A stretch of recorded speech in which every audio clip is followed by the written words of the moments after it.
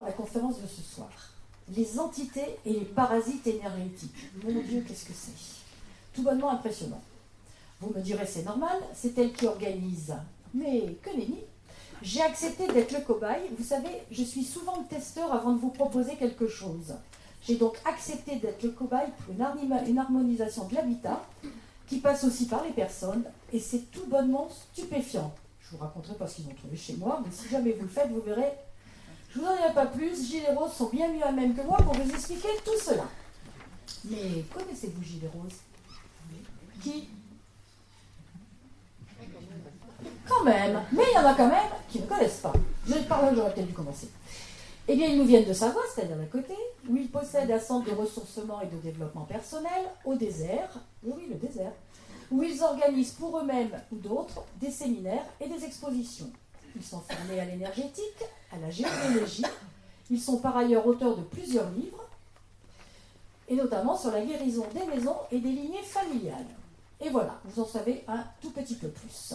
Je vous encourage à les découvrir, ça sera une belle découverte. Belle soirée, belle découverte des entités pour vous. Il y en a plein ici des entités. Vous ne les voyez pas, mais eux, ils les voient. Gilles et Rose, c'est à vous.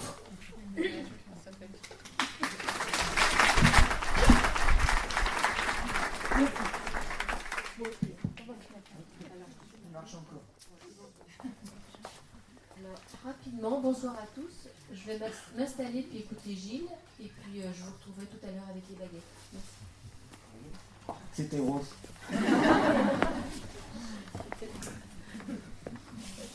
Alors, j'oublie pas de mettre ce truc-là en marche.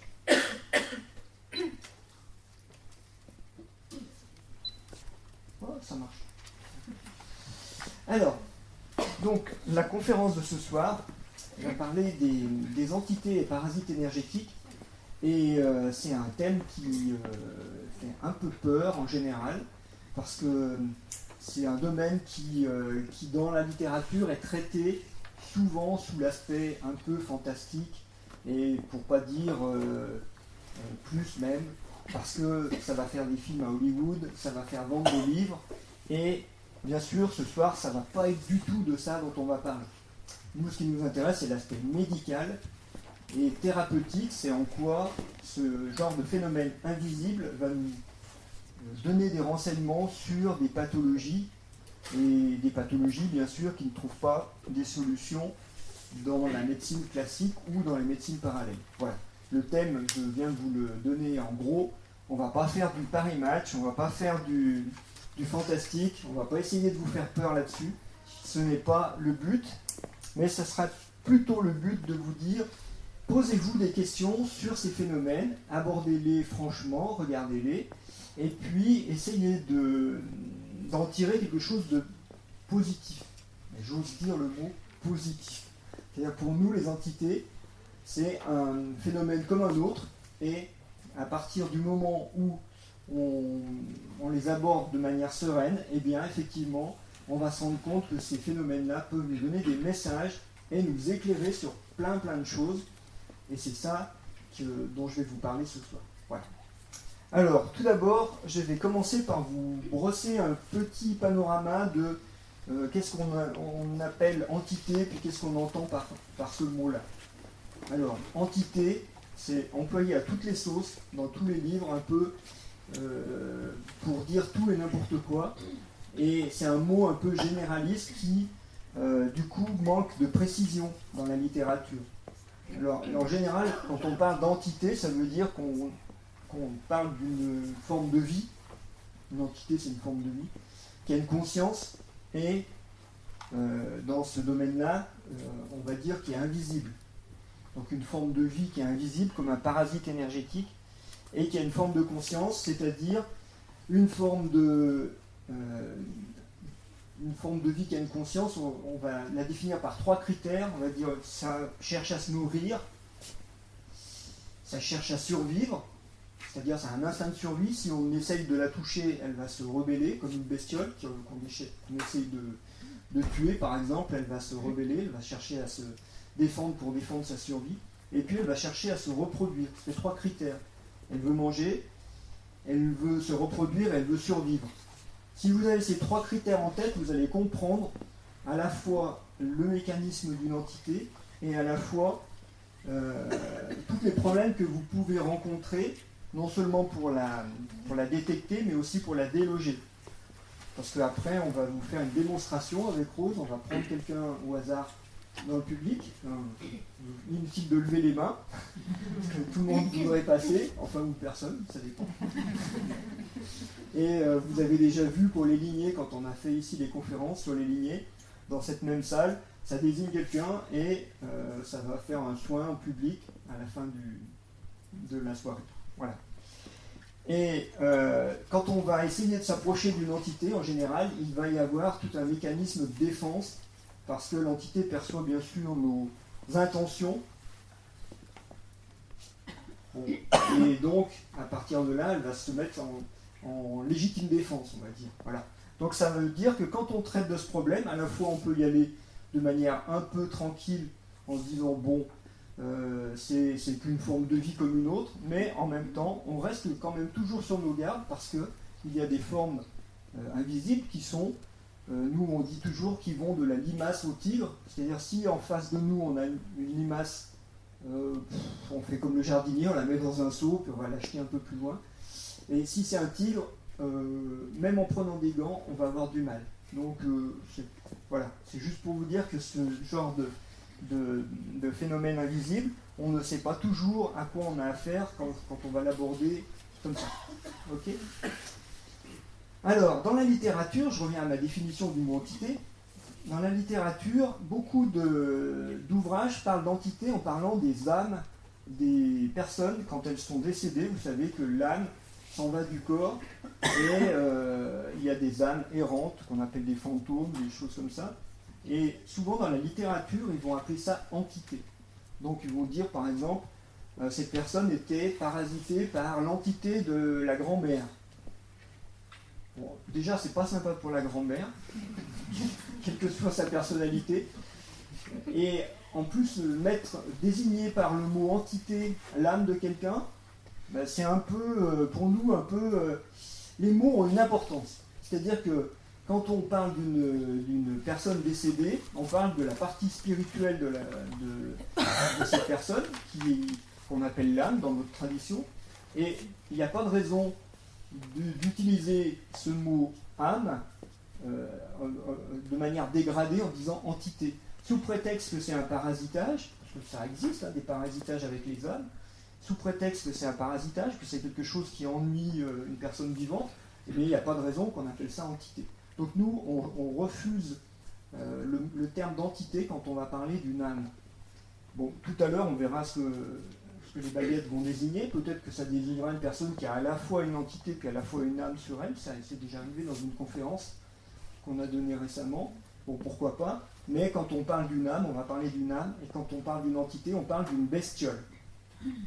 Qu'on soit clair sur la définition que nous, on donne au terme entité. Pour nous, ce sont des bestioles invisibles, mais des bestioles. C'est-à-dire elles n'ont pas de nature humaine. Et ce sont juste des parasites énergétiques qui veulent se nourrir. Alors après, on va voir que ces parasites énergétiques veulent se nourrir de différentes choses. Alors, ça va nous donner déjà un petit aspect de classification pour vous permettre de bien comprendre de quoi on parle. Vous savez que l'être humain a plusieurs niveaux vibratoires, plusieurs énergies, qui sont des corps énergétiques qu'on appelle des auras, et qui s'emboîtent comme des poupées russes. Et toutes les traditions décrivent ces corps, donc je ne vais pas vous refaire un cours là-dessus. C'est juste qu'on va détecter le premier corps vibratoire, ça va être le corps éthérique, qui fait à peu près quelques centimètres autour du corps physique. Et on va bien sûr trouver des parasites qui vont se nourrir de l'éthérique. Après, vous avez le corps émotionnel, et on va trouver donc des parasites qui vont se nourrir des émotions. Nous, on les appelle des entités astrales, de l'astral.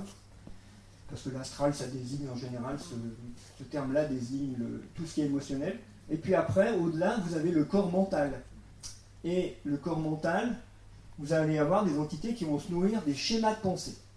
Et là, c'est vraiment le thème qui nous intéresse ce soir, parce que les premiers parasites, on s'en débarrasse relativement bien, et assez facilement. Il y a des moyens qui existent depuis la nuit des temps pour se nettoyer, par exemple la sauge des Amérindiens ou les encens en Occident, hein. Il y a plein de moyens qui existent. Et on ne va pas trop se prendre la tête sur ces formes d'entités-là, même si elles méritent quand même qu'on s'y intéresse. On va plutôt aller voir ce soir tout ce qui est l'aspect psychique et l'aspect mental, parce que c'est là où ces entités vont se révéler être les plus grandes enseignantes, et c'est elles qui vont nous donner le plus de messages sur nos problématiques personnelles. Pourquoi ? Mais parce qu'en fait, une entité ne peut pas, alors déjà ça va vous rassurer tous, Annie elle a dit, il y en a plein dans la salle, oui, mais une entité ne peut pas s'accrocher à vous parce que vos corps énergétiques vous défendent. Déjà ça c'est une certitude absolue. Si nos corps ne nous défendaient pas contre les parasites, d'abord, vous savez que c'est ce qui se passe dans la matière. Hein, il y a ici dans la salle, tout à l'heure, j'ai vu H1N1. C'était un microbe, un virus, pardon. Et ce virus, il est en train de chercher sur qui il pourrait s'accrocher. Non, madame, elle roule des yeux, elle dit oh là là. Alors d'abord, je ne vois pas les virus ni les entités. Mais c'était une blague pour vous dire, dans la salle, là, il y a des virus, il y a des microbes, il y a des bactéries, il y a tout ce que vous voulez. Et elles ne vont pas venir en vous pour la simple raison que vous êtes en bonne santé. C'est-à-dire que vous avez des défenses immunitaires. On appelle ça une défense immunitaire. Qui est gérée en énergétique, surtout par votre poumon. Et si vous n'aviez pas de défense immunitaire, bien sûr, que vous le savez, hein, quelqu'un qui n'a pas de défense immunitaire, il va attraper, comme on dit, toutes les maladies qui passent. C'est pas qu'il va les attraper, c'est qu'elles peuvent rentrer parce qu'il n'y a pas de défense, donc les portes sont ouvertes, les fenêtres sont ouvertes et tout le monde peut venir. Bon, ça c'est vrai pour le corps physique. Et bien pour les corps énergétiques, c'est exactement la même chose. C'est-à-dire que dans vos auras, vous avez des systèmes d'aura, de bulles qui vous protègent et qui font que normalement, je dis bien normalement, sinon on viendra faire une conférence, normalement vous ne sentez pas les émotions de vos voisins. Normalement. S'il y en a qui les sentent, vous consultez parce que c'est pas normal. Normalement, vous n'entendez pas les pensées de vos voisins. Pourtant, tous les gens qui sont en train de penser en ce moment dans la salle, là, ça fait des ondes cérébrales qu'on peut mesurer. Et ces ondes cérébrales, elles sont dans l'atmosphère. Vous êtes bien d'accord que votre cerveau pourrait les capter, puisque votre cerveau, c'est un émetteur-récepteur. Bon, pourtant, vous ne les captez pas. Donc ça veut dire que votre corps mental fonctionne bien, c'est-à-dire qu'il va faire une barrière, un filtre, qui va vous empêcher de percevoir le brouhaha de toutes les pensées des gens là qui se disent « Ah là là, est-ce que j'ai pas oublié de fermer le gaz ? Est-ce que demain, il faudrait pas que... » Non, ils sont tous en train d'écouter attentivement, c'est pas vrai. Mais ça pourrait.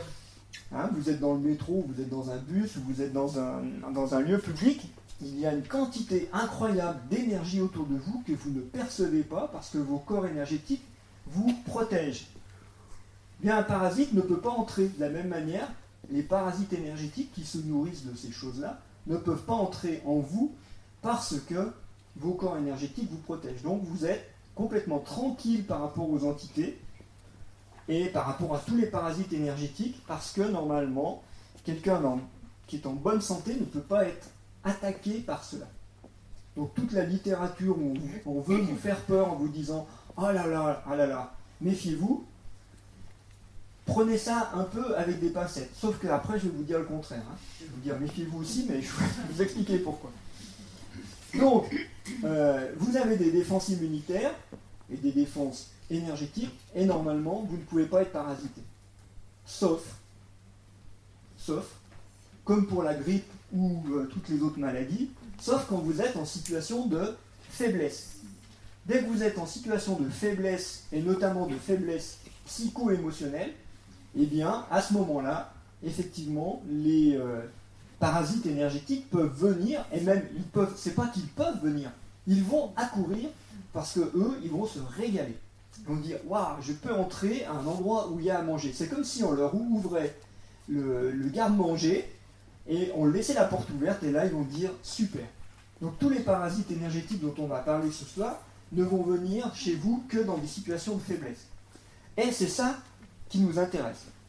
Parce que, de la même manière que quand vous avez, comme on dit, vous attrapez la grippe ou vous avez un état de grippal ou de rhume ou je ne sais pas quoi, vous allez pouvoir en déduire, et les médecins maintenant ne se gênent pas de le faire, en médecine notamment décollage biologique et tout, ils vont pouvoir déduire du fait que vous êtes grippé ou enrhumé, ils vont pouvoir déduire que dans les jours qui ont précédé, ou dans les semaines qui ont précédé, il y a eu un événement dans votre vie qui vous a mis en situation de faiblesse, notamment sur la faiblesse poumon. Alors, ça peut être n'importe quoi, mais ça va vous permettre de corriger votre problématique personnelle et donc de pouvoir dire la prochaine fois que je vois mon chef, par exemple, au lieu d'avoir cette attitude qui fait que après je suis pas bien, j'ai les boules par exemple, on dit, puis après j'ai une angine, eh bien au lieu de faire ça, je vais peut-être changer d'attitude pour ne plus me mettre en situation de faiblesse par rapport aux microbes, virus, bactéries. Bien, les entités vont nous donner exactement le même message, c'est-à-dire elles vont nous dire il s'est passé quelque chose à cette époque-là, et cette chose qui s'est passée, qui a été en général non conscientisée par la personne, a induit un parasitage d'entité. Donc l'entité va nous révéler en fait nos points de faiblesse, et donc elles vont être très très utiles pour faire un travail sur soi, parce que non seulement ça peut nous enlever plein de pathologies qui n'ont pas d'explication, je reviendrai dessus, mais en plus elles vont pointer exactement là où on a une faille. C'est-à-dire que pour nous, un individu en bonne santé, il a une bulle autour de lui comme un œuf, vous voyez. Cet œuf est hermétique, on ne peut pas rentrer dedans. Si à un moment il y a un trou dans cette bulle, dans cet œuf, à ce moment-là, le parasite va mettre une racine là-dedans et il va s'accrocher dans le corps physique et va commencer à squatter la personne, donc à installer son ancrage, et il va commencer à se nourrir de la personne. Ça va? Vous voyez le mécanisme? Donc c'est hyper simple pour soigner quelqu'un, il ne faut surtout pas enlever l'entité, ce que tout le monde vous promet, parce que tous les médecins vous promettent d'enlever le virus, la bactérie, le microbe. Les médecins énergéticiens aussi vous proposent de vous nettoyer de vos entités. Moi, je connais des gens qui sont allés voir des chamans, qui devaient leur faire un nettoyage de l'astral, et après ils étaient propres, nettoyés. Ils n'avaient plus rien. Et ils vont voir quelqu'un et il leur fait une douche complète, il va leur nettoyer tous les parasitages. Je connais des radiesthésistes qui font ça au pendule. Ils enlèvent 10, 12, 15 entités sur vous avec un coup de pendule. Et après, vous n'avez plus rien. C'est vrai ça? Bon, si vous croyez encore ce genre de médecine, eh bien, allez les voir, mais vous verrez que vos symptômes ne disparaissent pas. Et c'est ça qui est intéressant. C'est-à-dire que à partir du moment où vous enlèvez un parasite, normalement, vos symptômes devraient disparaître. Si vos symptômes persistent, c'est que soit le thérapeute n'a pas touché la bonne cause, soit que le fait que ça peut être une deuxième solution, c'est que ce que le thérapeute a fait n'a servi à rien. C'est peut-être aussi une hypothèse. Donc soit on n'a pas touché la cause, soit ça n'a servi à rien. Et vous êtes bien d'accord que tant que vous avez des symptômes, ça veut dire que vous n'êtes pas guéri. Ok? Donc nous, on va bien se garder de rentrer dans le système de dire on enlève les entités. On va d'abord aller voir la faille, c'est-à-dire qu'est-ce que raconte la faiblesse de l'individu. Et on va passer, vous allez voir tout à l'heure sur l'exemple, on va passer beaucoup de temps à essayer de comprendre le mécanisme psycho-émotionnel qui est à l'origine de la faille, et seulement après on enlèvera l'entité. Mais à la limite, enlever l'entité après, c'est une formalité, parce que si vous imaginez la bulle, si on commence à faire boucher la faille, si on commence à combler la faille et boucher le trou qui est dans les auras, effectivement après, enlever l'entité, ça va être très facile, parce qu'elle ne va pas tellement pouvoir résister, parce qu'elle sera moins accrochée, tout simplement parce que l'individu sera déjà en phase de guérison. De la même manière que si vous avez un rhume, et que vous avez, je ne sais pas quel médicament à prendre, mais si on prend deux cas, la personne qui ne travaille pas sur elle, comme on dit, c'est-à-dire qui ne prend pas conscience de pourquoi elle a fait un rhume, eh bien, les médicaments vont mettre un certain temps pour éliminer, pour lutter contre les bactéries, etc.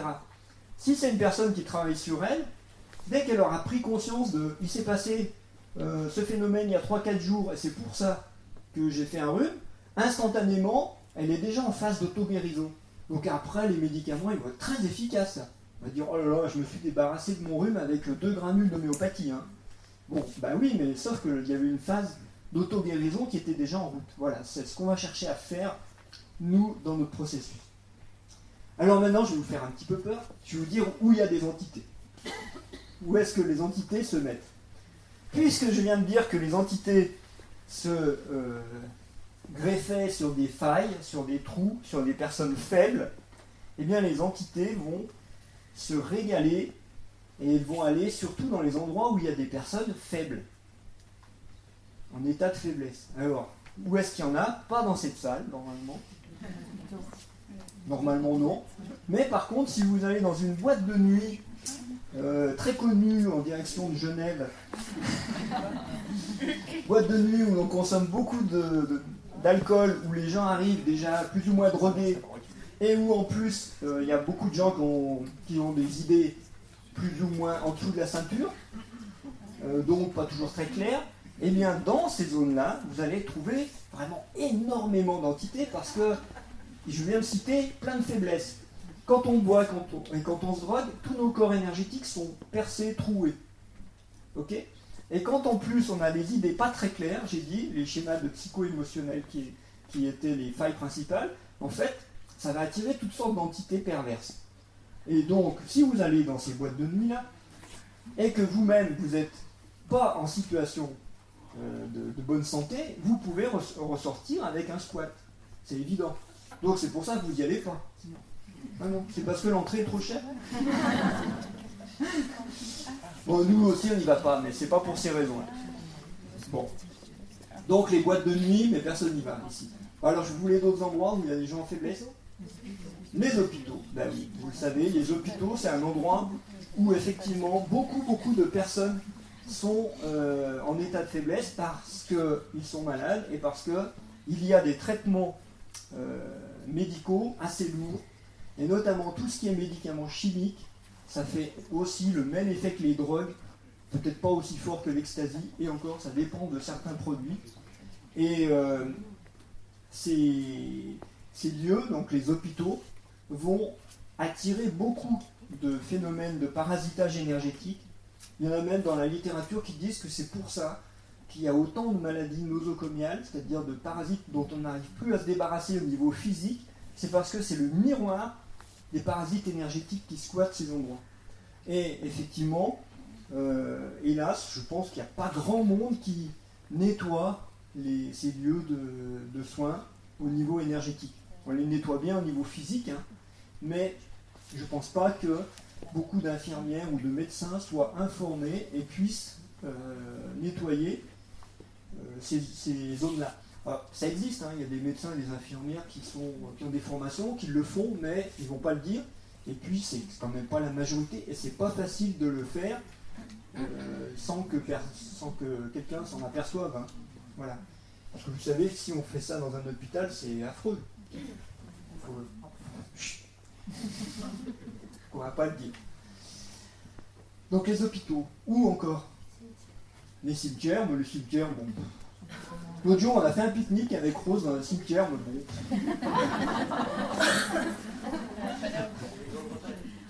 Les maisons de retraite, oui, très bien. Alors la dernière fois où je suis allé voir une de mes tantes, enfin ma tante, en maison de retraite, elle a l'Alzheimer, elle est dans une maison de retraite, où c'est vraiment un endroit où on attend que les gens meurent. Hein. Et je suis revenu, j'étais plombé. J'étais obligé d'aller dans une chapelle pour enlever déjà les entités qui étaient sur moi. Et après, quand je suis arrivé à la maison, j'ai dit à Rose, prends les baguettes parce qu'il y a encore des trucs. J'avais 2 ou 3 âmes de mamie qui s'étaient accrochées sur moi, des personnes qui étaient mortes et qui, sentant que je pouvais les aider, m'avaient suivi. Et donc, moi j'étais ressorti, mais en plus je m'y attendais, alors bien sûr. Quand on s'y attend, on y pense, donc on a peur et donc c'est pire. Voilà. Alors si vous allez dans les maisons de retraite, n'ayez pas peur surtout. Ne pensez plus à cette conférence. Ce que je vous ai dit n'existe pas. Bon, bien sûr, vous ne pourrez pas Et c'est effectivement quand vous allez visiter des personnes âgées dans les maisons de retraite, effectivement, vous pouvez repartir avec ce genre de phénomène. Il y a des lieux où vous pouvez... récemment, on était à Paris. Et puis il faisait soleil, on dit tiens, on se promène, puis nous on ne connaît pas trop Paris. Et à un moment, on arrive à l'angle d'une rue, on était sur un boulevard, on arrive à l'angle d'une rue, puis on voit des femmes qui étaient allongées sur des motos. On dit tiens. Puis après, on regarde la rue, puis on voit rue Saint-Denis. Ah, ça me disait vaguement quelque chose. Rue Saint-Denis. Donc on dit tiens, c'est marrant, donc on prend la rue Saint-Denis, puis on regarde tout ça, il y a des magasins sympas, et puis il y a vraiment du public, et c'est vraiment très intéressant. Et on était à peine sortis de la rue, et on allait visiter, on allait chez une amie, et dans la montée d'escalier, moi je sentais un froid qui montait jusqu'au niveau des genoux. Et vraiment, j'étais gelé, alors que c'était pas la météo. Hein. Et je sentais, ça fait bouh, ça frémit comme ça. Bon, on se dit, bon, qu'est-ce que c'est encore? Alors, on pensait que ça venait peut-être de l'immeuble en question où on était arrivé, mais on n'avait pas fait le lien avec la rue Saint-Denis. On n'a pas du tout pensé à ça. Vous voyez, en général, on se méfie pas et on n'y pense pas. Et en fait, donc, on est rentré chez nous 2 jours après, ça persistait. Et là, on prend les baguettes, on fait toujours ça, on prend les baguettes et on demande qu'est-ce qui fait ce phénomène. Et il y avait des âmes. Moi, j'en avais là, un peu plus aussi en bas du corps. Et ouais, même tu avais même ressenti des démangeaisons au niveau sexuel, c'était bizarre, aucune raison. Je dis tiens, pourquoi un truc comme ça? Et on date, depuis quand? C'est toujours ça le problème, c'est depuis quand c'est là? Parce que sinon, votre conscience ne fait pas le lien. Nous, 2 jours après, on avait déjà vécu tellement d'autres choses. On était revenus chez nous, on avait jardiné, je ne sais pas ce qu'on avait fait. On n'était plus du tout dans ce qu'on avait vu 2 jours avant. Hein. Et donc, les baguettes disent, ça s'est passé à tel jour. Ah bon, on était où? On faisait quoi? On était à Paris. On faisait quoi? Ah, c'est l'après-midi, on s'est promené rue Saint-Denis. Et là, ça fait tilt. Toutes les âmes qui étaient sur nous étaient des âmes de femmes. Bon. Et elles étaient toutes en bas, c'est-à-dire elles étaient toutes des âmes perdues qui ne voyaient pas la lumière. Symboliquement, quand elles sont au niveau des pieds, c'est qu'elles sont un peu perdues, qu'elles n'ont pas vu la lumière pour monter. Hein. C'est de la symbolique après. Et donc on a pris conscience qu'en fait, en traversant ce quartier, eh bien, on s'était collé 2-3 âmes comme ça. Et heureusement, pas d'entité ce jour-là. Juste des âmes. Donc les âmes, c'est facile, il faut les nettoyer, leur dire où se trouve le chemin, puis c'est assez facile à les aider à partir quand elles sont comme ça. Ça va? Vous voyez comment ça marche, les phénomènes de squat et d'entité? Donc, c'est assez facile d'en attraper en allant dans des zones comme ça, et si vous avez des points de faiblesse, ou pour les âmes, si elles sentent que vous pouvez les aider. Donc là, dans la salle, on a pas mal de gens qu'on a formés. Donc, on les a déjà prévenus en formation, mais on leur redit ce soir en public. Vous allez en attraper plein, parce que les âmes, après, elles le sentent. Quand elles sentent que vous pouvez les aider à partir, elles s'accrochent à vous. J'en vois une qui hoche de la tête, donc elle a dû déjà en avoir plusieurs cas. Bon, c'est pas grave, c'est juste un mauvais moment à passer. C'est désagréable, le temps qu'on le sait pas, puis dès qu'on a compris ce que c'était, après on les aide à partir. Et ce qui est assez sidérant de notre expérience à nous et de l'expérience des gens qui sont dans la salle, certains qui l'ont déjà vu, c'est que dès qu'on enlève ce phénomène, toute manifestation disparaît immédiatement. C'est-à-dire, nous, dès qu'on a enlevé les âmes, moi j'ai eu les pieds qui sont redevenus chauds, les jambes qui redeviennent chaudes, instantanément. Pas instantanément, mais on va dire en 2-3 minutes, 5 minutes, et après on n'y pense plus. Hein. 1 heure après, on ne pense plus du tout qu'on avait un phénomène comme ça. C'est pareil quand on a des entités qui s'accrochent dans le corps, on peut ressentir comme les serres d'un aigle qui s'accrochent dans la chair, ou des choses qui bougent dans le corps comme des vers. Ça c'est très désagréable, ça nous est arrivé une fois. Et c'est vraiment pas des entités marrantes parce qu'on les sent se déplacer dans le corps énergétique, mais on les sent comme si ça bougeait dans le corps. Ce genre de choses, c'est pas très très amusant à ressentir, mais ce qui est là aussi sidérant, c'est que dès qu'on traite l'entité et qu'on l'enlève, effectivement, tous les phénomènes disparaissent. Alors, ce qui est intéressant par rapport à la médecine, je vais faire le pont parce que dans le livre qu'on a écrit, je crois que le sous-titre c'est un lien entre médecine, entre médecine du corps et esprit. C'est-à-dire que les entités vont nous permettre de faire le lien entre les problématiques psycho-émotionnelles et les problématiques physiques. Alors que vous savez qu'en médecine, vous avez la médecine du corps d'un côté et la médecine de l'esprit de l'autre. Et on n'a pas le droit de rentrer dans le domaine de l'un ou de l'autre sans autorisation. C'est-à-dire les gens qui font de la médecine du corps, même s'ils essayent de plus en plus de faire de la symbolique, d'essayer de comprendre le symbolisme de la maladie, c'est difficile pour eux d'aller dans la psychothérapie. C'est pas leur domaine. Et les psychothérapeutes, même s'ils essayent aussi de faire disparaître des phénomènes physiques dans le corps, c'est difficile pour eux d'aller carrément dans ce domaine-là. D'abord, ils n'ont pas la formation, et puis c'est des domaines assez étanches. Hein. On a réussi à bien séparer, bien découper en petits bouts tous les domaines de la médecine. Et nous, on va se rendre compte que par le phénomène des entités, par exemple, on va trouver des... par exemple, je vous donne un exemple. Quelqu'un qui a mal au dos, un mal de dos récurrent, eh bien, cette personne, en médecine du corps, personne ne va régler son problème. Ni les médicaments, ni ceux qui manipulent comme les ostéopathes, etc., ni les médecines parallèles comme l'acupuncture, et des choses comme ça. Et pourtant, le phénomène de l'entité va permettre de faire un lien entre le symptôme physique et une cause psychique, chose qu'en général, ni l'ostéo ni l'acupuncteur n'avaient vu, ni bien sûr la médecine chimique. Et ce lien-là, plus le fait d'enlever l'entité, va résoudre le problème physique. Donc on se dit, c'est très intéressant parce que d'un seul coup, le mal de dos prend sens, et en plus, ce sens, plus l'action qu'on va avoir dessus, va permettre de libérer complètement la douleur. Ça, c'est l'exemple pour la médecine du corps.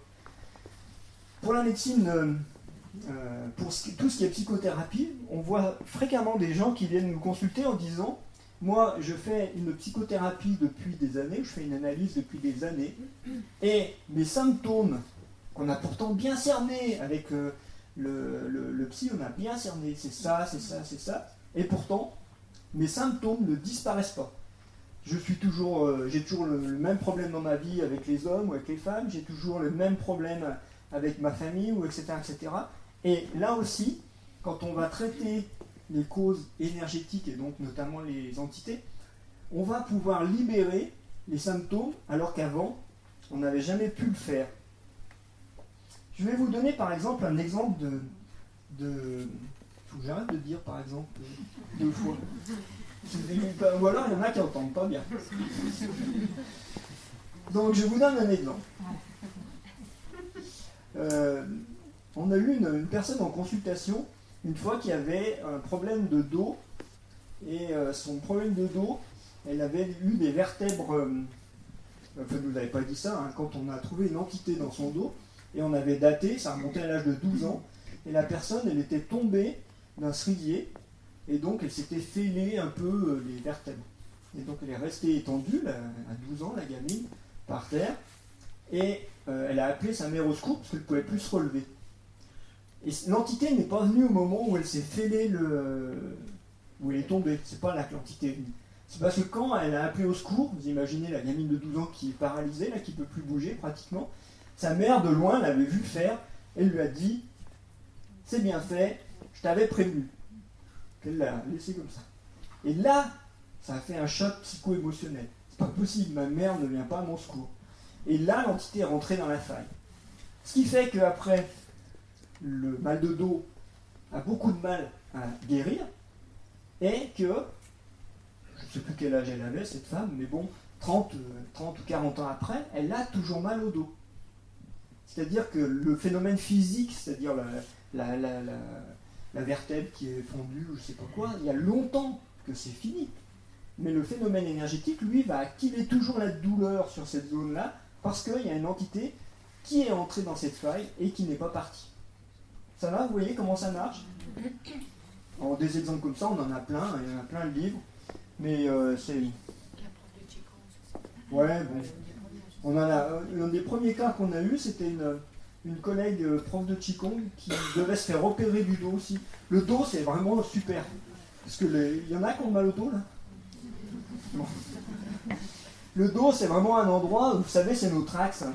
Donc, au niveau énergétique, c'est vraiment important d'avoir un dos en bonne santé. Et on sait que les maladies de dos, c'est vraiment quelque chose de très très important. Les gens qui ont des problèmes de dos, c'est énorme.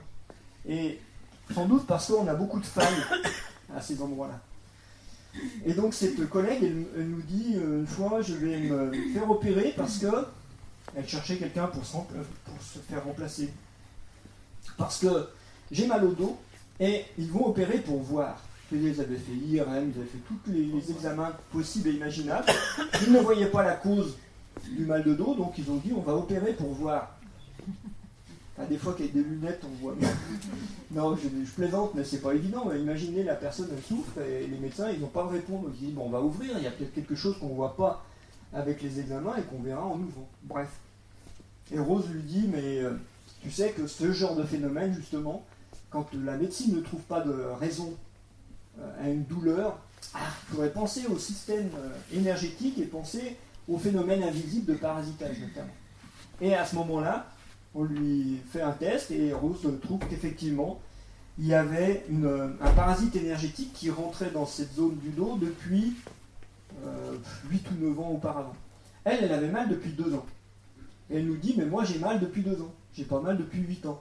Je dis, non, mais le problème, c'est que l'entité, elle rentre dans une faille. Donc, il faut que vous ayez conscience de ça, c'est que l'entité et vous, c'est un mariage d'amour. Vous, il y a une zone que vous ne voulez pas, ou vous ne pouvez pas aller visiter en conscience, et l'entité, elle va venir combler ce trou en disant « Ne t'inquiète pas, moi je m'en occupe ». Et c'est un mariage d'amour, hein. Moi je le montre toujours avec le yin et le yang qui vient dedans, c'est-à-dire, ça s'emboîte bien, vous avez une faille, l'entité bouche le trou, la vie horreur du vide, hein. Et donc c'est un mariage d'amour, tout va très bien, vous avez absolument pas mal. Quand vous avez un squat d'entité, normalement vous n'avez pas mal. Et 5-10 ans après, le phénomène, en l'occurrence, elle s'était engueulée avec son gendre. Le truc, qui sait jamais, personne, c'est... Non, vous êtes jamais engueulé avec votre gendre? Ou avec votre belle-fille? Non. C'est pas possible, belle-fille, belle-mère, ça c'est pas possible. Bref. Mais c'est un truc qu'elle ruminait, qu'elle n'avait jamais pu digérer, elle s'en rappelait encore, les phrases exactes, je comprends pas. Et en fait, ce qu'elle n'avait pas compris, bien sûr, c'est toujours la même chose, c'est que quand vous avez un phénomène comme ça, il y a le phénomène extérieur et il y a l'analyse que vous en faites à l'intérieur. Hein, je répète, ça c'est important que vous fassiez bien la différence. Et mon gendre me dit ça, et après on rajoute donc, virgule, gna gna gna gna gna gna gna gna gna. Et ça c'est l'analyse que j'en fais moi à l'intérieur. Lui il a dit une phrase pour X raisons. On n'est pas dans sa peau, on n'est pas dans ses baskets, on ne peut pas savoir pourquoi il a dit ça et pourquoi il l'a dit de cette façon-là et qu'est-ce qu'il voulait dire, quelle était son intention. Mais, virgule, donc, virgule, nous on en fait une analyse qui est purement notre analyse à nous. Et c'est ça qui crée le problème. C'est pas le fait que la personne vous dise quoi que ce soit. Le phénomène extérieur, c'est, on peut dire par exemple, là en ce moment, vous sortez, il pleut. C'est le phénomène extérieur. Donc vous allez être mouillé. Personne ne vous oblige à sortir tête nue sous la pluie. Vous pouvez prendre un parapluie. Quand même, c'est quand même votre responsabilité de dire moi, je vois que la météo est à la pluie et donc je vais m'adapter. Si vous refusez de vous adapter en disant oui, mais quand même, c'est pas normal, etc., etc., à ce moment-là, vous créez des facteurs internes qui, eux, vont créer les failles. Et donc la personne, on lui fait prendre conscience que elle a analysé la phrase de son gendre d'une certaine manière qui est pathologique pour elle et que l'entité vient dans cette faille-là. On est bien d'accord que l'entité ne vient pas parce que le gendre lui a dit ça. L'entité vient parce que la personne elle a analysé d'une certaine façon cette phrase. Je ne me rappelle plus les détails. Et donc on lui fait prendre conscience de ça et à l'époque on se contentait de faire passer les gens sur l'encens. On prend un charbon, on prend de l'encens, on cherche aux baguettes ou aux pendules quel encens il faut mettre. elle passe dessus, elle fait des lemniscates, c'est en ligne sur notre site, hein, ce rituel est très très simple à mettre en place. Et elle part, et on la revoit plus. 2 mois après, je la rencontre, je dis alors, ton dos, ton opération, elle me dit, mais je me fais pas opérer, j'ai plus mal. Voilà. Mais bon, elle n'a pas pensé qu'elle pouvait me dire, tiens, en fait, j'ai plus. Les gens, après, quand ils vont bien, ils n'y pensent plus. Hein. Ouais, ça, c'est toujours ça. Mais en même temps, c'est rassurant. Nous, on sait que les gens vont bien quand on les revoit des années après. Ils nous le disent. Ah, en fait, je voulais vous dire, je vais super bien. Tant mieux. Quand les gens, quand ils vont pas bien, ils nous rappellent en général. Ils disent, vous savez, vous m'avez fait un truc, mais là, ça va toujours pas. Bon. Mais quand ils ne rappellent pas, c'est qu'en général, ils vont mieux. Ça va, vous voyez le phénomène? Donc, je vous ai dit où les attraper. Je vous ai dit comment les attraper. Je vais peut-être vous dire comment vous en débarrasser un peu, peut-être. Ça serait sympa. Ouais. Donc, dans la tradition, il existe plein d'outils de nettoyage, notamment, je viens de nommer l'encens. Vous savez que les Amérindiens utilisent la sauge. Le mot sauge, salvia, hein, ça veut dire celle qui sauge. C'est une plante qui est très très puissante, la sauge. Et vous avez donc quantité de petits trucs comme ça qui existent dans toutes les traditions et qui vous permettent de nettoyer à la fois les habitations et à la fois les personnes. Donc ça, ça mange pas de pain, j'allais dire, c'est-à-dire que de passer sur l'encens de temps en temps, c'est-à-dire mettre un encens par terre et puis l'enjamber en passant dessus, en faisant un rituel, hein, c'est ce rituel qui est dans le livre et qui est dans le site, c'est très très simple à faire et déjà ça va vous permettre d'éliminer comme une douche, hein, ça va faire un nettoyage des corps énergétiques et un peu de l'aspect émotionnel. Et la sauge? La sauge, bah, vous savez, ils font brûler de la sauge, ils vous la passent dans les auras. Ah, ouais. Vous prenez de l'eau de Bellevaux, vous allez à Bellevaux, vous la mettez dans un vaporisateur, ouais, et puis vous faites tout autour de vous comme ça. Ça fait un bien incroyable parce que les micro-bulles d'eau là, vont nettoyer vos corps énergétiques et ça peut faire un petit nettoyage sympathique aussi. Pourquoi Bellevaux? Parce qu'elle est à côté de Bellevaux. Hein. Oui, il y a une fontaine dans une chapelle à Bellevaux. Mais la Bénédicte-Fontaine? La Bénite Fontaine aussi, oui, la Bénite Fontaine. Les fontaines au bout du lac, là, comment elles s'appellent? Les 7 à Montmain, là. Ouais, les 7 fontaines à Montmain. Bon, vous avez 3. Bon, on va pas faire de rivalité de querelle de clocher. Hein. Vous en avez 3 autour d'Annecy qui vous permettent de trouver de l'eau bénite à portée de main. Hein. Donc la Bénite Fontaine, Montmain et puis Bellevaux. Après, si vous en connaissez deux, vers École en Bauge. Ah oui, vers École, pas Bellevaux. Oui, des Bellevaux, il y en a plein. Et donc il y a plein de... Mais si vous allez à Notre-Dame de la Salette ou à Notre-Dame des Vernettes, c'est pareil, c'est de l'eau qui est sympa aussi. Ne prenez pas de l'eau de Lourdes parce qu'ils ont démantelé une arnaque. L'autre fois, on a vu dans le Canard enchaîné, c'était l'eau de la Seine qui vendait. Si, pas Lourdes, non. Ça se vendait un peu partout, c'était de l'eau de la Seine. Mais allez, je ne vais pas vous taquiner avec ça. Ouais. Et donc, ces eaux là, ça peut vraiment faire du bien sur les corps énergétiques. Mais, je vous dis tout de suite un mais, ça ne va pas enlever vos grosses entités avec qui vous avez fait un mariage d'amour. Ça serait un peu louche. Pourquoi? Parce que comme ça s'accroche dans vos failles, il n'y a aucune raison que ça se décroche, tant que vous n'avez pas visité votre faille. Quelque chose qui s'emboîte, essayez avec des Legos. Vous mettez 2 Legos ensemble. Vous connaissez les Legos? Vous mettez 2 Legos ensemble, puis trempez-les dans de l'eau de Bellevaux, vous verrez, ils ne se détachent pas. Hein. Et c'est un peu la même image. C'est un peu la même image que vous aurez avec vos entités vraiment et vos parasites intimes. Vous allez pouvoir nettoyer un peu vos corps éthériques.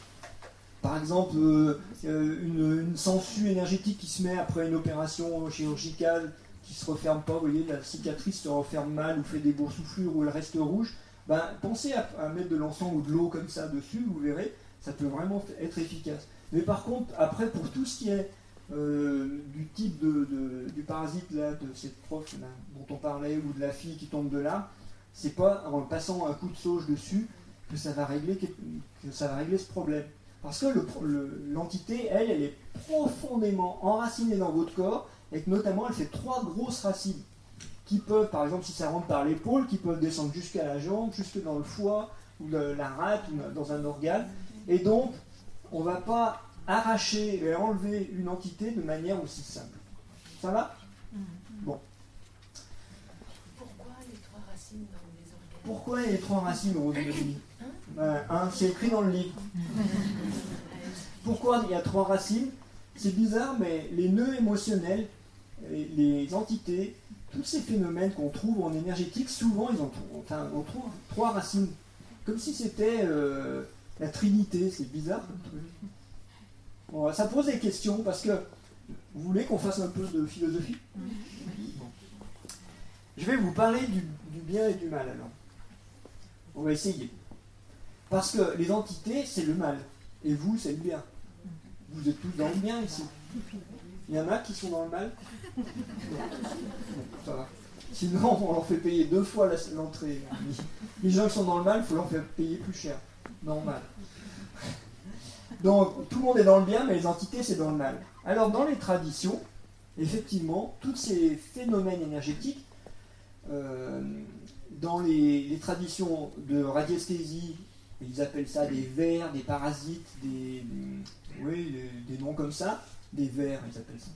Chez les Chinois, ils appellent ça des kuai. Les kuai, c'est des fantômes, des spectres, des revenants. Chez les musulmans, ils appellent ça des djinns. Et chez les chrétiens, ils appellent ça des démons. Alors, les forces démoniaques, les forces des démons, vous imaginez, rien que ça. Pourtant, c'est comme ça qu'on les a appelées. Et dans les traditions, on dit qu'elles représentent donc les forces du mal. Et notamment, dans notre tradition, les forces de la tentation. Alors moi, je trouve ça très très intéressant parce que qu'est-ce que ça représente ces forces de la tentation, puisque dans le Notre Père, on va dire, fait que nous ne soyons pas soumis à la tentation, mais délivre-nous du mal. Donc il y a bien quelque chose qui existe de l'ordre du psychique, puisque le Notre Père, c'est l'esprit, la mère, c'est la matière, c'est la terre-mère, et elle n'a pas de problème avec les forces de la tentation, il n'y en a pas. Mais par contre, dans le Notre Père, il y a les forces de la tentation. Et c'est les forces du mal, on les décrit comme ça. En fait, on va dire que les forces du mal et les forces du bien, si on les différencie comme ça, vont avoir le même objectif, ou tout au moins, en empruntant des chemins détournés, un allant vers le bien, l'autre vers le mal, vont nous amener à la même sortie. Pourquoi? Parce que si vous faites le bien, si vous allez vers le bien, par exemple, vous avez une bonne hygiène de vie, vous ne fumez pas, vous ne vous droguez pas, vous ne faites pas d'excès avec votre corps, vous ne faites pas de péché avec votre tête, avec vos pensées et avec vos émotions et avec vos actions, etc., vous allez aller de mieux en mieux. Ça paraît logique. Si vous avez une bonne hygiène de vie, physique, émotionnelle et mentale, normalement, vous allez de mieux en mieux. Et donc, vous allez vers le bien, et vous devenez lumineux, rayonnant, etc., etc. Tout le monde vous aime, tout le monde vous fait des câlins, c'est super. Bah oui, c'est comme ça. Il y en a qui doutent, c'est fou ce truc. Qu'est-ce qui vous fait douter? Eh bien, c'est les forces du mal. Parce que les forces du mal, en vous, elles font tu crois à ces trucs-là, t'as qu'à essayer, tu verras bien, ça marche pas. Tu ferais mieux de prendre une petite clope, ça te calmera, tiens. Voilà. Et vous dites, mais c'est moi qui pense ça. C'est moi qui pense que je devrais prendre une cigarette et ça me calmerait. Mais qui vous dit, et je vous pose cette question, qui vous dit que c'est vous qui pensez ça? Qui vous dit que ce que vous entendez dans votre tête, ce sont vos pensées? Vous n'en savez rien. D'ailleurs, nous, il y a des gens qui viennent nous consulter en disant que dans leur tête, ils ont des pensées qui les tutoient. Qui disent, tu devrais faire ça. Arrête de faire ça, tu devrais faire ça. Alors, moi, je pose la question. Je ne sais pas ce que c'est le jeu, mais si en vous, il y a une sensation d'être quelqu'un ou d'être quelque chose, ou d'être une présence, je ne sais pas comment vous appelez ça le jeu, moi. Et comment ça se fait qu'il y a moi, et puis il y a une autre partie dans ma tête qui me tutoie, moi? C'est qui la partie qui me tutoie? Ouais, voilà, de ce coup, ça calme un peu. On se dit, mais on a tous dans la tête des choses qui nous parlent, et on n'est pas sûr que ça soit vraiment notre personnalité. Notamment, vous savez que vous avez des pensées qui vous dérangent des fois, parce qu'elles ne sont pas morales, parce qu'elles ne sont pas correctes, parce qu'elles vous embêtent, parce que vous aimeriez qu'elles s'arrêtent, et elles ne s'arrêtent pas. Et ça, personne ne remet ça en cause. Sauf quand ça dépasse un certain niveau, où là, on va classer ça en maladie mentale, et on va vous donner des médicaments. Mais jusqu'à un certain niveau, tout le monde a ce genre de pensée, mais personne ne les remet en cause. Alors c'est peut-être ça qu'on appelle les forces de la tentation. C'est-à-dire, qu'est-ce qui vous pousse à boire? Qu'est-ce qui vous pousse à fumer? Qu'est-ce qui vous pousse à reprendre 2 fois du sucre? Ou à reprendre 3 fois du dessert? Ou 2 fois de l'entrée? Qu'est-ce qui vous pousse à vous enfermer chez vous et à ne pas sortir? Etc. etc. Posez-vous ce genre de questions. Bon. Qu'est-ce qui vous pousse à faire le bien? Ouf. Je vais trop fort. Bon. Bon, je reviendrai. Donc on refera la conférence au mois de novembre, et puis je vous poserai la question au mois de novembre. Qu'est-ce qui vous pousse à faire le bien? Vous pensez que ce qui vous pousse à faire le mal, c'est les entités démoniaques.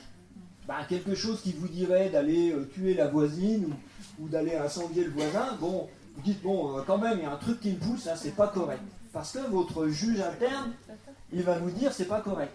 Mais vous ne vous posez pas la même question quand vous avez d'un seul coup envie d'aller sauver le voisin. On ne se pose pas la question. Vous ne vous posez pas la question. Ouais, vous ne vous posez pas la question. Et bien moi, je vous la pose. Je vous la pose parce que c'est intéressant. Moi, j'aime bien remettre tout en cause. Hein. Bon, alors, des fois, ça chahute un peu de remettre tout en cause, mais là, on est entre nous. Bon. Je vous pose la question, quand vous voulez faire le bien, faire le bien, ça veut dire quoi? Par exemple, vous avez un beau-frère, vraiment, ce beau-frère, il devrait quand même faire attention parce qu'il en fait trop. Et puis, il va avoir une maladie cardiaque. Moi, je vais lui dire, et moi, je veux quand même qu'il change. Et puis, en plus, ma sœur, elle n'est pas très heureuse avec lui. Donc, moi, je vais aller voir mon beau-frère et puis je vais lui dire, je vais faire le bien.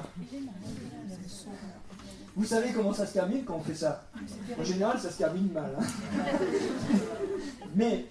Mais dans les forces de la tentation, alors on en parle dans le livre aussi, c'est intéressant, les Chinois qui ont été un peu loin dans ce domaine-là, ils disent qu'il y a 3 cadavres, ils appellent ça des cadavres. Il y a 3 cadavres dans la Trinité, il y a 3 cadavres dans notre corps, et ces 3 cadavres, en bas, ils s'appellent le cadavre sanglant. Alors, ils représentent toutes les forces pulsionnelles de survie et de reproduction. Parce que là, on a le sexe, la zone sexuelle, donc il y a les forces de reproduction, il faut que l'espèce continue, et les forces de survie qui sont liées au rein et à la peur de la survie de la mort. Et donc, pour la survie de l'espèce et la survie de l'individu, vous avez des pulsions énormes au niveau du bassin, au niveau du physique, de l'instinctivo-moteur. Tous les animaux ont ça, même les invertébrés, tout ça. Eh bien là, les Chinois ils vont appeler ça le cadavre sanglant. Tout un programme. Vous imaginez ce que ça peut faire, notamment, vous prenez un pays civilisé comme la Yougoslavie, vous mettez une petite guerre dedans et regardez ce que ça a donné en quelques jours. En quelques semaines, c'est effarant comment l'être humain peut basculer dans des choses très violentes, toujours avec des meurtres et des viols, tout le temps. Bon, le cadavre sanglant, c'est ça. Ça va, on peut le cataloguer dans les forces du mal. C'est bon? Là, au niveau du cœur, il y en a un autre, et lui, elle, il l'appelle la demoiselle blanche. La demoiselle blanche, elle veut faire du bien. Elle veut que tout le monde soit heureux, tout le monde s'aime. Et la demoiselle blanche, c'est un des 3 cadavres. C'est-à-dire pour eux, cette partie-là, au niveau émotionnel, au niveau du thorax, qui veut faire le bien, qui veut à tout prix sauver les autres, aider les autres et tout ça, pour les Chinois, c'est aussi une force de la tentation. Et le 3e, bon, celui-là, au niveau mental, ça va, il l'appelle le vieux bleu. Le vieux bleu. C'est pas trop méchant comme nom, mais quand vous allez dans les asiles, vous voyez des vieux bleus, c'est pas trop marrant non plus. Parce que là, c'est tous les désordres psychiques. Ça va? Bon, et c'est décrit depuis 1500 ans, ce truc-là, dans le taoïsme. Nous, le problème, c'est que les textes anciens, on les prend au premier degré. Et on dit donc, c'est n'importe quoi. Parce que c'est des histoires, c'est des allégories, c'est des métaphores, c'est des histoires, c'est des archétypes éventuellement, mais bon, la mytho, comment on appelle ça enfin bref, peu importe. Et on ne prend pas ça dans le sens symbolique, c'est-à-dire à l'époque, il y a 2000 ans, on ne parlait pas comme on parle maintenant, on n'avait pas le même langage, et les mots qu'on utilisait étaient du symbole, c'est-à-dire on parlait en symbolique. Mais à l'époque, eux, ils se comprenaient, ils savaient ce que ça voulait dire. Maintenant, on a perdu un peu le sens du symbole, et du coup, on ne comprend pas que les textes qui décrivent ces phénomènes-là étaient du symbole pur. Il faut le traduire, il faudrait les expliquer en traduisant. Par exemple, dans les évangiles, vous avez plein de choses qui sont racontées dans les églises au premier degré, mais vraiment au premier degré. Et personne ne pense, sauf dans certaines confréries ou certains endroits où ils font un peu de traduction ésotérique, voire symbolique. C'est les seuls endroits où on peut entendre des traductions valables. Sinon, le reste du temps, c'est au premier degré. Donc, au premier degré, si vous dites Dieu a créé le monde en 7 jours, bon. Mais il y en a quand même qui y croient, il paraît. Bon. Mais la science va dire, mais non, c'est pas été créé en 7 jours, c'est pas possible.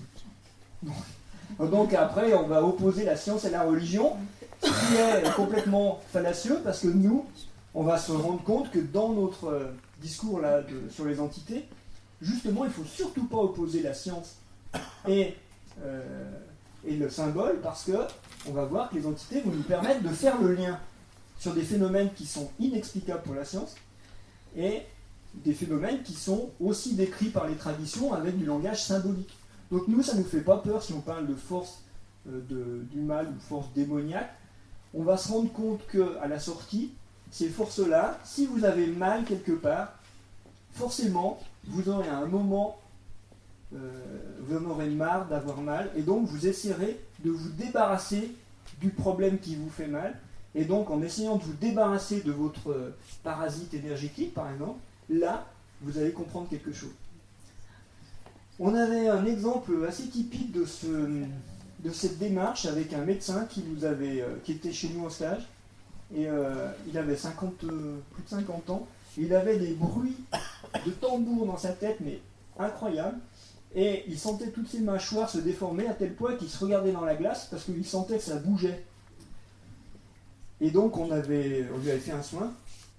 Il avait une entité qui rentrait dans la tête. Alors, les entités qui rentrent dans la tête, c'est pas sympa du tout. Hein. Ça peut, quand ça rentre dans la tête d'un jeune enfant, ça peut lui faire des retards scolaires, des retards psychologiques, etc. Lui, c'était rentré à l'âge de 18 ans. Donc son cerveau était déjà formé correctement. Et à 18 ans, qu'est-ce qui s'est passé? Et il nous dit, j'ai raté pour la 2e fois mon bac. D'accord. Et alors? Parce que c'est toujours et alors qui va... Et il dit, je me suis dit, je suis un con. Je suis un con. Parce que, pour lui, aux yeux du père, alors il avait déjà une faille qui était préexistante depuis la petite enfance, aux yeux de son père, c'était insupportable. L'entité est rentrée dans la tête à ce moment-là, en lui disant, t'inquiète pas, puisque tu crois que t'es un con, et moi je vais m'occuper de ça. Donc l'entité, elle va venir se nourrir de ce schéma. Et elle va entretenir le schéma toute sa vie. Sauf que vous me direz, mais l'année d'après, il a eu son bac, et puis après, il a fait médecine, et donc... Mais non, l'entité, elle est accrochée, elle. Et c'est pas parce qu'il a fait ça, et qu'il se considère mieux, que l'entité va lâcher le morceau. Elle va se nourrir par ses schémas, et elle va donc entretenir tout ça, mariage d'amour, jusqu'à 50 ans à peu près. Et à cet âge-là, lui, il fait des stages de développement personnel, il remet en cause sa pratique, il fait plein de choses en énergétique, et donc il commence à faire un travail sur lui, comme on appelle. Et en faisant ce travail sur lui, il se rend compte de ces schémas, et notamment de ce schéma-là. Et donc il commence à remettre en cause ce schéma. C'est à ce moment-là que ça va faire mal. Parce que quand il va commencer à boucher sa faille, l'entité, elle va essayer de s'accrocher encore plus, parce qu'elle sent que ça va l'éjecter sinon. Donc l'entité, elle veut pas. Et c'est là qu'il va commencer à avoir mal à la tête et à avoir tous ces symptômes de trucs qui bougent. Donc paradoxalement, c'est au moment où il va très mal, où il a les symptômes les plus violents, c'est à ce moment-là qu'on peut le plus facilement enlever l'entité. Vous voyez ça ?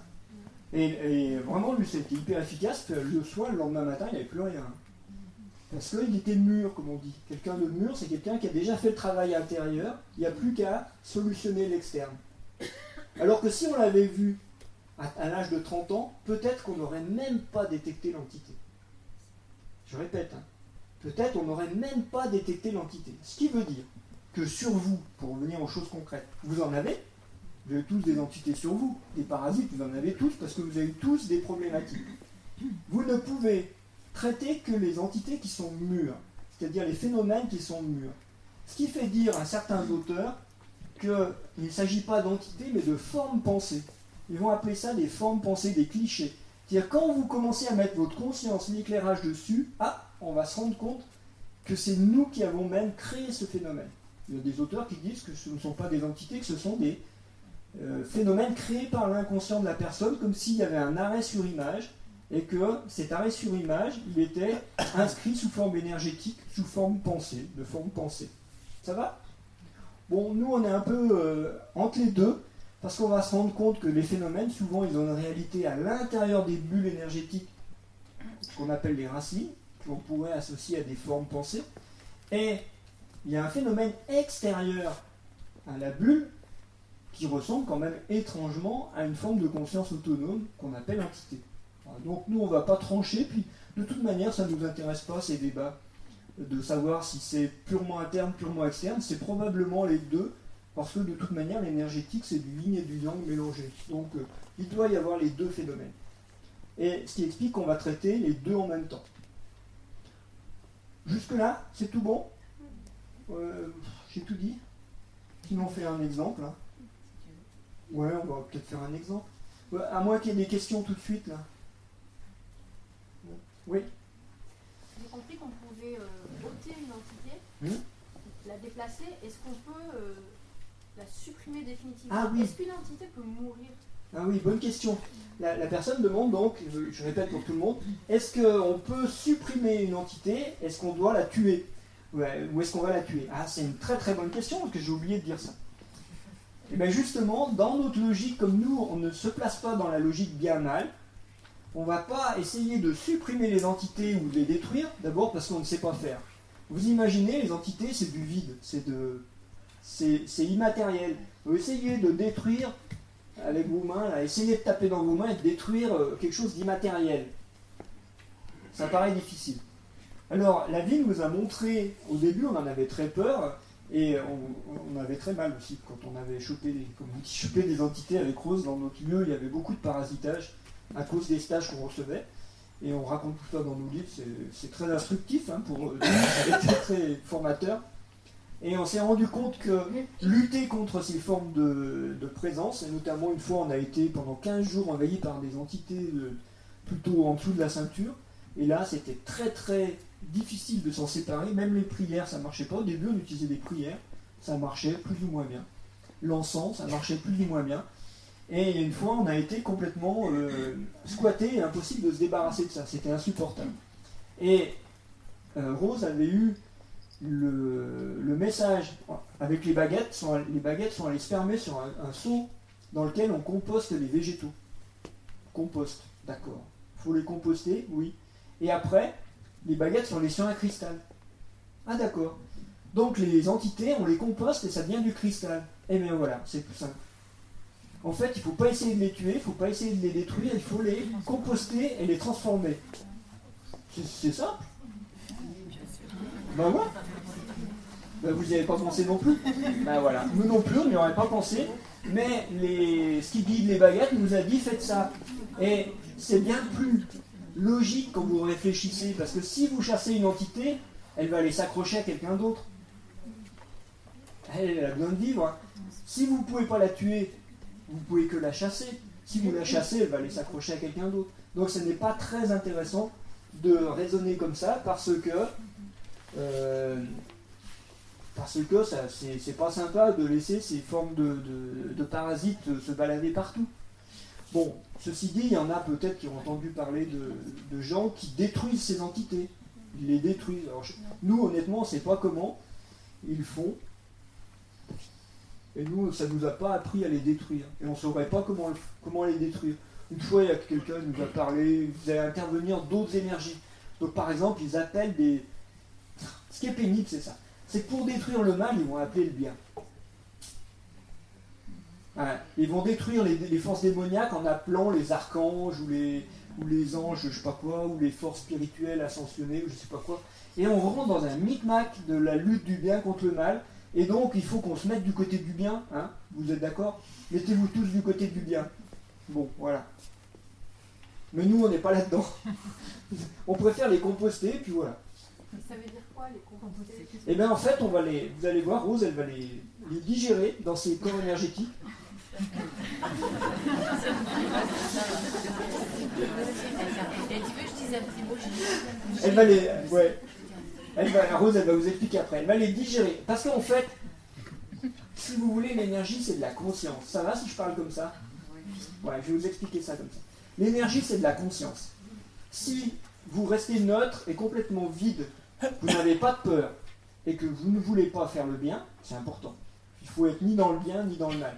Si vous n'avez pas de peur, et que vous ne voulez pas faire le bien non plus, à ce moment-là, vous êtes neutre. Et si vous êtes neutre, eh bien, les choses peuvent être transformées. C'est un peu comme l'état de méditation des bouddhistes, c'est comme un état je ne sais pas comment on peut appeler ça, on s'en fout, c'est pas important.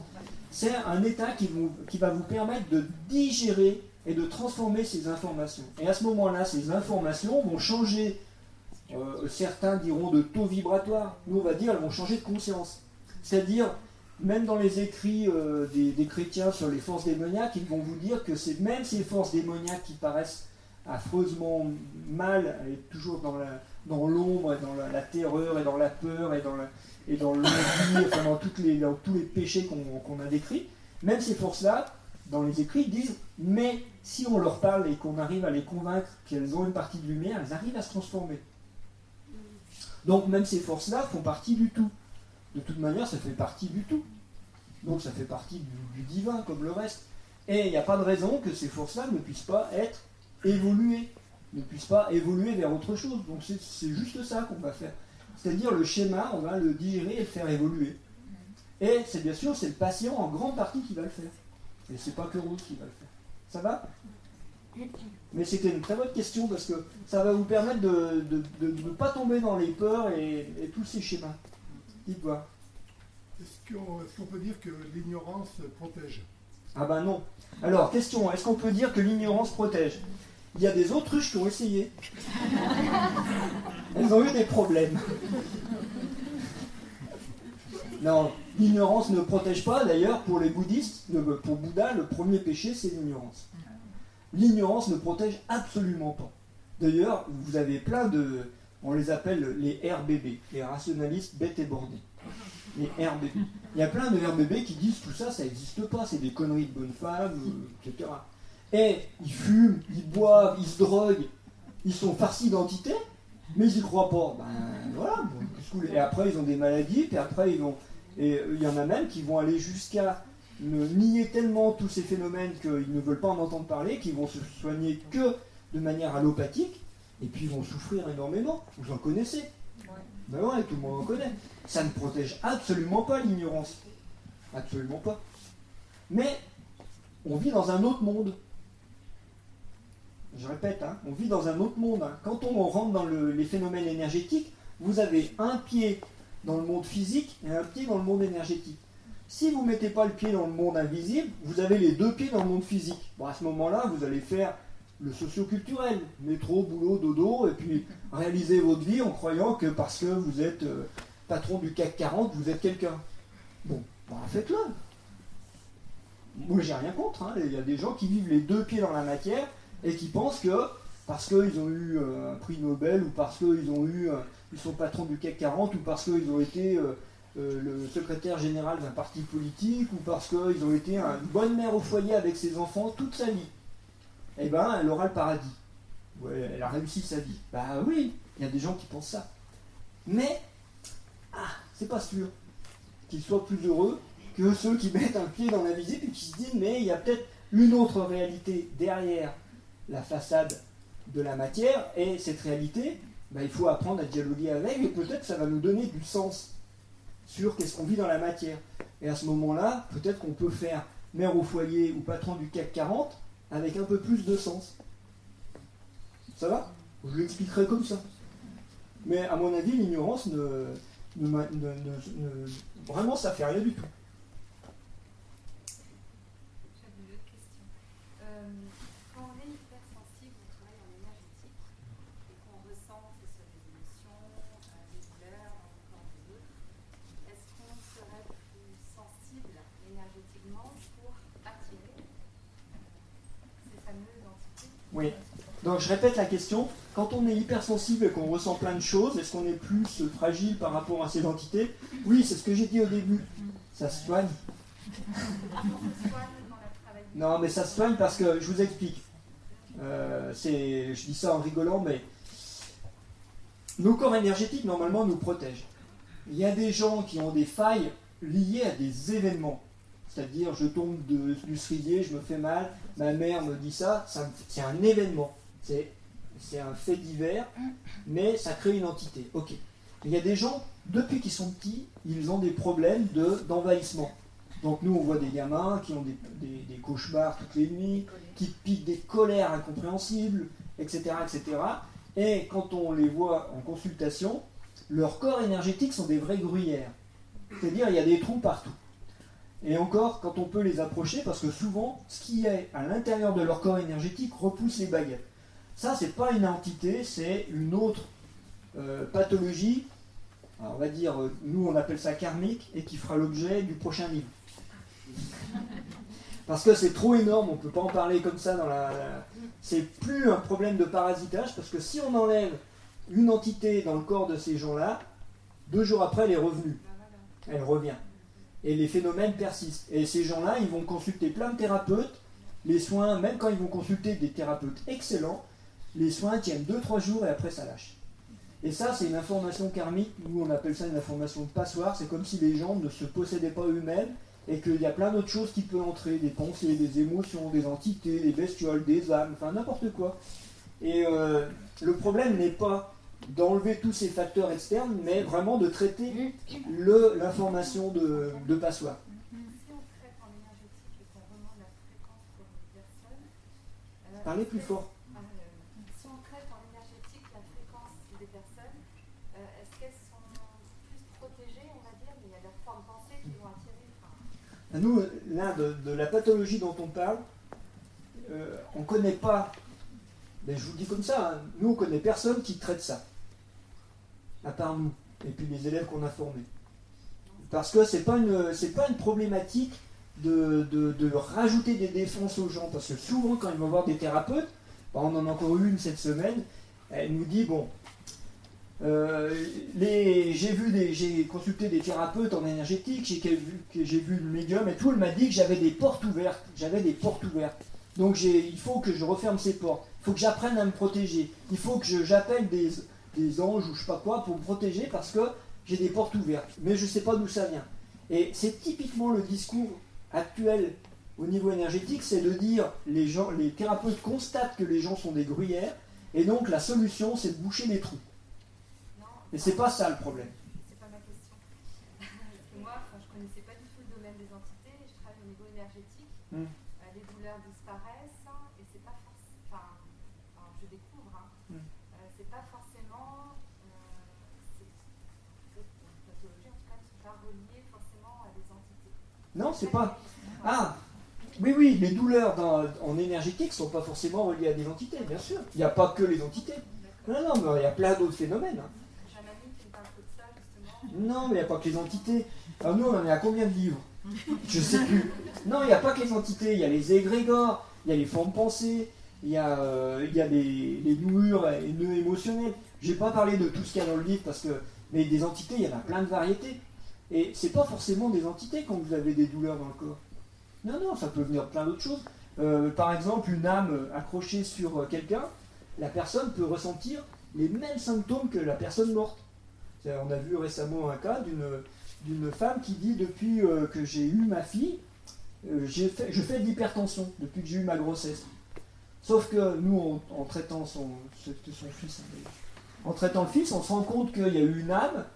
Et qu'est-ce qui s'est passé? C'est que quand le bébé a été conçu, le père de cette femme a perdu son meilleur ami. Et le père était effondré en larmes. Et donc cette femme, elle a eu, elle était très proche de son père, de son papa, comme elle disait et tout. Et elle a eu le désir inconscient de faire vivre l'âme de ce copain de son père, qui est mort d'un AVC, donc cardiaque. Et elle fait, tout de suite après, elle tombe enceinte, et depuis qu'elle est enceinte, elle fait voilà, la tachycardie, tout ça, l'hypertension. Et elle met ça sur le compte de « je suis tombée enceinte ». Mais elle ne pense pas que 2-3 mois avant, elle a pris l'âme de cet homme. Et en fait, c'est ça le problème, c'est qu'elle ressent l'hypertension de l'âme qui est sur elle. Et c'est pas du tout une entité. Une autre question. Pénible.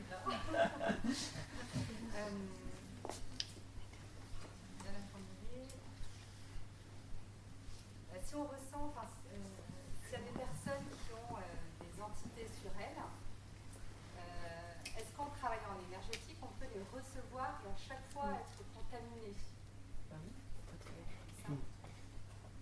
Ou voilà, si nous on a un côté énergétique fort. Oui. Le problème quand on travaille en énergétique, comme vous dites, la question c'est est-ce qu'on peut choper les entités des autres? Non. Parce qu'il n'y a pas de raison que vous ayez une faille. Nous, on a absolument... Au début, on les chopait, parce qu'on avait peur. Et puis, on s'est rendu compte qu'on les chopait aussi quand on voulait sauver la personne qui venait nous consulter. C'est-à-dire, la personne qui vient nous consulter, si on ne la connaît pas, on n'a pas cette tentation de vouloir la sauver. Mais si c'est quelqu'un qu'on connaît, c'est humain, hein, on voudrait bien que ça marche. Bon, alors, c'est paradoxal, mais c'est là où ça va le moins bien marcher. Et donc, là, on a une faille parce qu'on voudrait aider la personne, on voudrait la sauver. Ça, c'est une faille. Et du coup, on va se prendre l'entité sur nous. Ah, ça l'aide l'autre. L'autre, il part, il est super bien, mais nous, voilà, on est plombé. Et normalement, vous n'avez aucune raison de prendre les entités des autres quand vous les soignez parce que vous n'avez pas de faille. Ça ne vous concerne pas. Donc voilà. Et il y a plein de thérapeutes qui disent « je suis obligé de me protéger », ça c'est louche. Il n'y a pas de protection à avoir. Enfin, nous, on ne se sent pas concerné. Si on n'est pas concerné, il n'y a pas de faille, on est lisse. C'est pour ça que je vous dis, il faut être neutre. Il ne faut pas avoir peur, il ne faut pas avoir envie de sauver. Vous disiez qu'il fallait une faille pour que l'entité s'introduise. Alors, qu'est-ce qu'il en est des sorts, sorcellerie, des choses comme ça? Alors qu'est-ce qu'il en est de la sorcellerie, des trucs comme ça? C'est pas le thème. C'est pas le thème. Déjà dans les lignées, on en avait un peu parlé.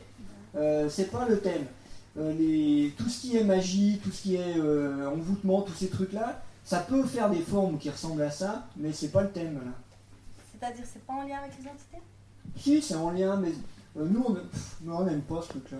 Vous en parlez dans votre bouquin. Oui, on en parle un peu, mais l'idée, à chaque fois que quelqu'un nous appelle en nous disant « j'ai quelqu'un qui m'envoie des sorts, il faut que vous renvoyez ça », nous, on prend même pas le rendez-vous.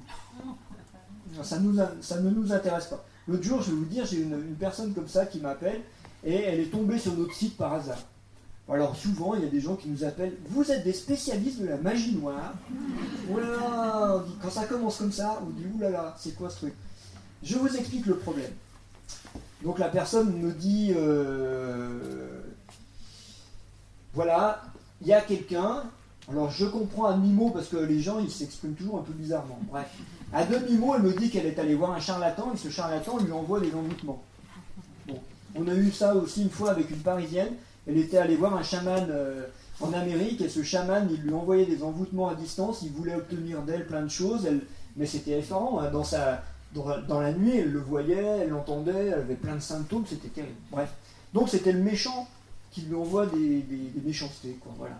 Et donc elle va chercher un gourou, quelqu'un de plus puissant que son méchant, et nous en l'occurrence.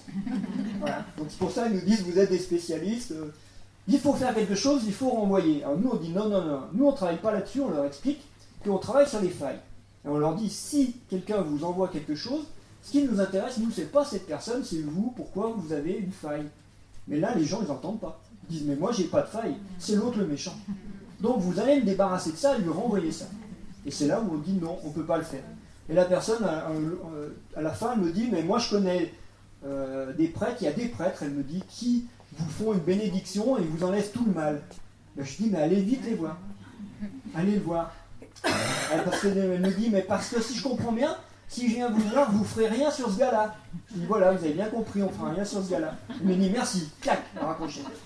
Ben oui.